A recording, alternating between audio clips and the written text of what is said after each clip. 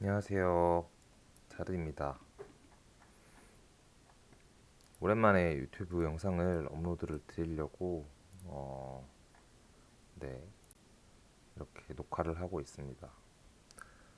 지난번에 타트를 올리면서 11월의 저점에 대해서 가능성을 열어놨고, 아니죠. 그 전에 작년 12월 3일 날 비트를 다 팔고 이제 34,000에서 2,000 사이에 열심히 사서 이 구간에 사서 요 구간에서 팔았는데 추가 조정이 나오고 있는 상황인데요. 월봉으로 보면은 현재 월봉의 이 4월 달의 월봉의 위치가 18년 5월과 14년 7월과 조금 비슷하게 보고 있는데요. 그 이유는 이제 14년 같은 경우에는 고점 이후에 이 기간과 또 양봉이 두 개가 나왔고 한 번 음봉이 나오면서 반전이 되고 하락이 왔고 18년 같은 경우에는 양봉이 하나 나왔는데 이 양봉의 크기가 결국 이 두 개를 합친 것과 비슷하다고 가정이 돼서 보고 있고 그래서 이 다음 달이 또 음봉이 많이 나온다면 18년과 비슷하게 가지 않을까 혹은 뭐 이렇게 14년과 가지 않을까 비슷하게 가지 않을까 생각을 하고 있는데 음봉이 나온 이 달부터 치면 1, 2, 3, 4, 5, 6, 7개월 동안 떨어졌고 저점이 7개월 후에 찍혔습니다. 18년은 1, 2, 3, 4, 5, 6, 7, 8 8개월이죠. 그럼 여기서 보면은 1, 2, 3, 4, 5, 6, 7로 하면 10월이 저점이고 8로 하면 11월이 저점이죠. 결론적으로 뿔마 한 달의 차이가 있는데 자 저점에서의 한 달은 큰 의미가 없는 게 가격이 어느 정도 그때 이 저점의 가격에서 놀고 있어요 보통. 원래 바닥에서의 거래량은 많이 줄거든요.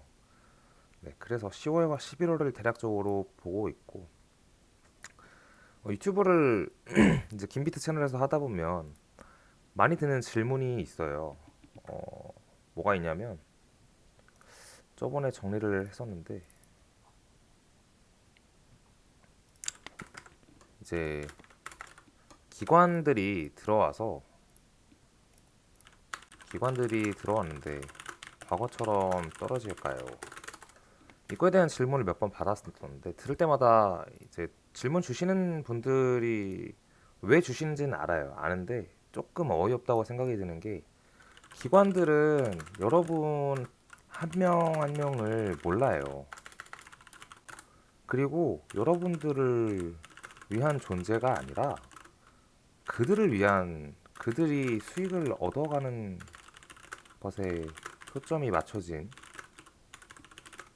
뭐 법인이나 기관입니다. 그야말로. 그러니까 무슨 말이냐면 기관이라고 하는 사람들은 자신들의 이익을 위한 집단이지 개인들의 이익을 책임져 주지 않아요, 절대. 반대로 쉽게 설명을 드릴게요. 제 아마 차례 유튜브 19년도 얘기를 보면 19년 3월 유튜브인가? 하여튼 이때 유튜브인 것 같은데 내가 코인을 하는 이유와 미래의 기관이라고 할 수 있는 사람들 테슬라나 그때 테슬라 얘기는 안 했죠. 애플 같은 회사가 비트코인 분명히 살 것이고 유명한 헤지 펀드들도 살 것이다. 그리고 그때 시장이 엄청 좋아질 거다라는 얘기를 했는데 뭐 지금 와서 내가 맞았네 틀렸네 뭐 맞았긴 맞았지만 그런 얘기를 하고 싶어서가 아니라 결과적으로 19년도 이후에 20년, 21년을 거쳐서 기관이라고 여러분들이 생각하는 사람들이 들어왔죠. 기관이 들어오기 전에 그 시장에서 들어올 걸 예측해서 실제로 들어왔을 때 가격이 올라갔죠. 반대로 생각하면 쉬워요. 기관이 들어왔을 땐 그럼 어떻게 돼요? 되게 논리적이고 간단한 얘기인데 들어오기 전에 그걸 기대해서 사는 거는 이해하시는데 왜 기관이 들어와서 그들이 팔 거라는 생각은 안 하는 거죠. 그 사람들이 안 판대요?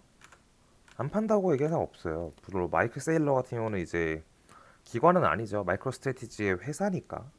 거기는 이제 뭐 펀드 회사가 아니니까. 근데 어쨌든 세일러 같은 경우는 안 판다고 했으니 그 사람을 제외하고는 당장 팔 생각이 없다고 했지 안 판다는 얘기는 한 적이 없어요.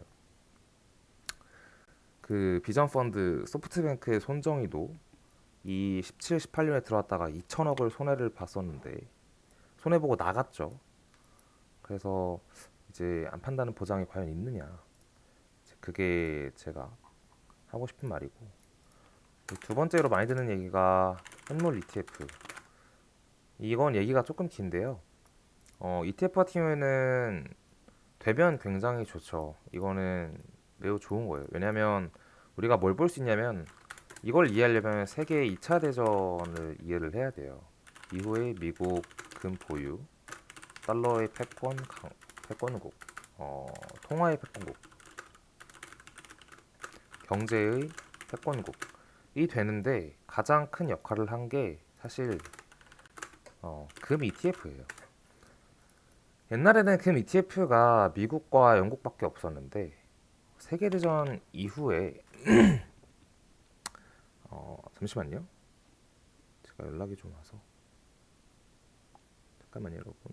제가 녹방이지만 그 무편집으로 항상 올리기 때문에 네, 이 부분은 건너 뛰어주시면 감사하겠습니다. 그러니까 그 당시에 이제 어, 금이 그러니까 전쟁을 할 때 유럽에서 음, 지면은 금을 뺏기니까 미국에다가 ETF를 샀어요. 그래서 그러니까 ETF를 산다는 거는 현물 ETF니까 금을 맡겨야 돼요, 결국에 미국에. 그리고 ETF를 이제 가져간 거죠. 이제 그런 식으로 유럽에서 금을 맡겼는데 미국한테, 문제는 나중에 미국이 금을 갖고 있는 것만큼 달러를 찍기로 했는데 금을 얼마 갖고 있냐고 까보니까 유럽에서 맡긴 것만큼 안 갖고 있는 거예요. 이제 그렇게 되면서 미국이 미친 척하고, 우리 원래 금이랑 달러랑 패깅해서 찍어내기로 했는데 그냥 모르겠다, 알바 아니다, 우리 금 그만큼 없어 이러면서 배째 이런 거예요. 달러가 더 많이 찍어낸 거죠, 금 보유량보다. 근데 이미 전쟁을 통해서 물자를 지원하고 금을 많이 받은 미국이기에 패권국이 되어버린 상황이었어요. 어쩔 수가 없죠. 그 통화의 달러가 지금까지 우리에게 이어져 오고 있는 거고, 금 보유는 사실상 이제 찍어낸 것보다 더 적게 되었다. 그러면서 금 ETF라는 것 때문에 사실 미국이 패권국이 되었다라고 보는 것도 뭐 패권국이 된 이유 중에 하나일 거예요. 이게 전적으로 다라는 건 아니고, 그런 의미에서 비트코인 현물 ETF는 굉장히 중요합니다. 이제 지금 보고 있는 전반적인 경제 상황이 뭐 많은 지표들도 그렇고 여러분들도 아시겠지만 되게 안 좋아요. 지금의 경제 지표가 석유 파동 때와 IMF 때와 아마 1954년인가? 74년이면 거의 석유 파동 직전인데, 그때랑 2008년 금융위기 때랑 흡사한 점이 매우 많습니다. 단기, 장기 국채도 그렇고 주식 시장에 따른 그런 지표들도 그렇고. 네, 이런 상황에서 힘들어지는 거는 선진국들도 힘들겠지만 후진국 중에 하나가 굉장히 큰 위험에 처할 수 있죠. 네, 그게 이제 96년, 7년도에 대한민국이 IMF가 터진 거고, 우리나라가 IMF가 터졌을 때 우리는 뭘 했나요? 그때 금모으기 운동을 정부에서 실시했어요. 지금 하라고 하면 안 하겠죠. 왜냐면 우리나라 사람들도 경제에 대한 머리가 깨어 있고 예전처럼 이제 민족주의나 그런 것들이 많이 죽고 개인주의로 가고 있으니까. 근데 후진국들을 보면은 아직도 하라고 하면 잘 해요. 그래서 그때 이제 앞으로 다가올 미래에 제가 예언을 남기고 싶어서 사실 영상을 찍는 건데, 어, 어떤 후진국이 IMF처럼 그런 사태가 일어나거나 아니면 정말 디폴트나 다른 국가와의 채무 관계 때문에 음, 후진국 그 나라의 어떤 권리나 정부가 해야 할 일을 타 국가에게, 타 선진국에게 먹힌다면 그 나라를 자신들이 지키기 위해서 금 모으기 운동이 아니라 저는 비트 모으기 운동을 할 가능성이 매우 높다고 보는 사람인데, 그 근거와 이유는 우크라이나와 러시아 전쟁에서 우크라이나가 비트랑 이더를 이제 개인들과 많은 사람들에게 주소를 공개하고 트위터상에서 후원금은 아니고 뭐라고 하죠? 전쟁 지원금을 받았잖아요. 그러니까 금 모으기 운동이 아니라 왜 비트 모으기 운동을 할 거냐 차리야라고 물어본다면, 우크라이나한테 가서 왜 금 모으기 운동 안 했는지 물어보시면 돼요. 왜냐면 더 전송이 간편하고 실제 인터넷만 터진다면 되게 보관이 쉽기 때문이죠. 금을 주고받는 그 상황이 사실 쉽지는 않으니까.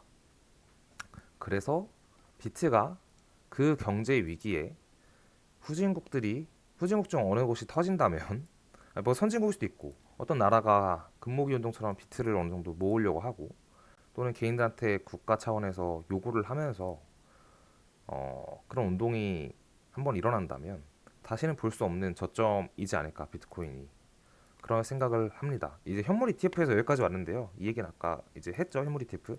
그래서 현물 ETF가 되면 좋다라는 건데 당장은 아닐 것 같다라는 얘기고 반대가 심하거든요. 이 사례를 봤기 때문에 반대가 심한 거예요.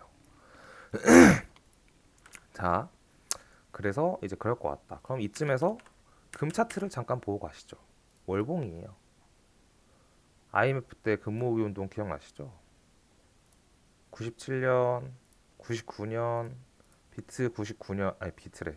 금 99년도 다시 오지 않은 이 저점부터 2022년, 아니다 21년, 20년, 20년을 봅시다. 그럼 20년이네 딱. 20년의 고점까지 718%, 8배가 올랐죠 금이. 이렇게 될 가능성이 매우 높다고 생각을 합니다. 그다음 마지막 SEC 리플 소송. 이거는 리플이 이기면 어떻게 될 거냐고 물어보시는데 좋죠. 리플이 이겨야 되죠. 웬만하면. 근데 이거는 이제 비트나 이런 시장에 대한 어떤 미국에서의 스탠스를 보여주는 거고 결국 개발 회사잖아요. 리플은 블록체인 개발 회사. 그러니까 블록체인 서비스 하는 회사잖아요. 국제 간 송금과 결제라는 걸 이제 페이먼트 쪽을 들고 나와서 만들어진 게 리플이니까 결국 리플이 승소한다는 거는 블록체인 산업에 대한 이해나 어떤 블록체인 서비스 회사들이 더 큰 비즈니스를 앞으로도 지속적으로 눈치 보지 않고 할 수 있게 되는 계기 정도가 되지 않을까 싶긴 해요. 이걸 좀 이렇게 포괄적으로 이해를 하자면. 그래서 비트나 다른 코인들이 오르기에는 무리인 호재다. 이거 하나 가지고는. 단기적으로 뭐 일주일이나 하루 이틀 오를 수는 있겠지만 장기적으로 이것 때문에 시장이 좋아지지는 않을 거라고 봐요. 이건 산업에 대한 SEC의 어떤 태도를 보여주는 거고 근데 이게 뭐 리플이 시세 조작을 했다라는 게 좀 걸려 있어서 애매하긴 한데 리플 자체가 유틸리티와 시큐리티 토큰의 그 사이에서의 SEC가 입장을 너네 유틸리티야라고 이해를 해준다면 다른 대부분의 유틸리티 토큰들도 이제 토큰은 여러분 시큐리티랑 유틸리티랑 두 가지로 크게 나뉩니다. 증권형과 증권형이 아닌 것. 우리가 대부분 사용하는 거는 유틸리티예요. 유틸리티 회사들이 근데 눈치를 이제 이것 때문에 보는 거죠 어느 정도. 그 눈치를 이제 보지 않을 수 있다. 그러니까 산업의 발전에 촉매가 될 수 있다라고 이해하면 좋을 것 같습니다. 이 세 가지 질문을 좀 많이 들었어가지고 그리고 이제 나중에 저는 11월 저점도 보고 있고 또 다음 경제 사이클과 상황에서 비트가 다른 국가들한테 매우 유효하게 작용할 걸로 보고 있고 그 다른 국가들이 비트코인을 이제 어느 정도 국가 차원에서 모으려고 한다면 그때 미국이 뒤처지지 않으려고 비트 ETF 현물을 오픈할 거라는 가설도 세우고 있고 그렇게 되면은 다시 보일 수 없는 아까 금처럼 저점이 되지 않을까라는 얘기를 드리고 싶은데 옛날에도 기관에 대한 이 수요와 어떤 들어올 거라는 확신이 있었고 CBDC라는 용어가 있기 전에 국가 차원에서 이제 법정 화폐를 암호화폐로 발행할 거고라는 얘기를 이제 했었는데 그 영상처럼 미래의 제가 저를 보면서 아 내가 그래도 이렇게 생각했던 게 어느 정도 맞았구나 라고 할 수 있으려고 영상을 남기는 게 제일 커요 사실은. 자 그러면 또 중요한 상황이 되면 영상을 남기도록 하겠습니다. 감사합니다.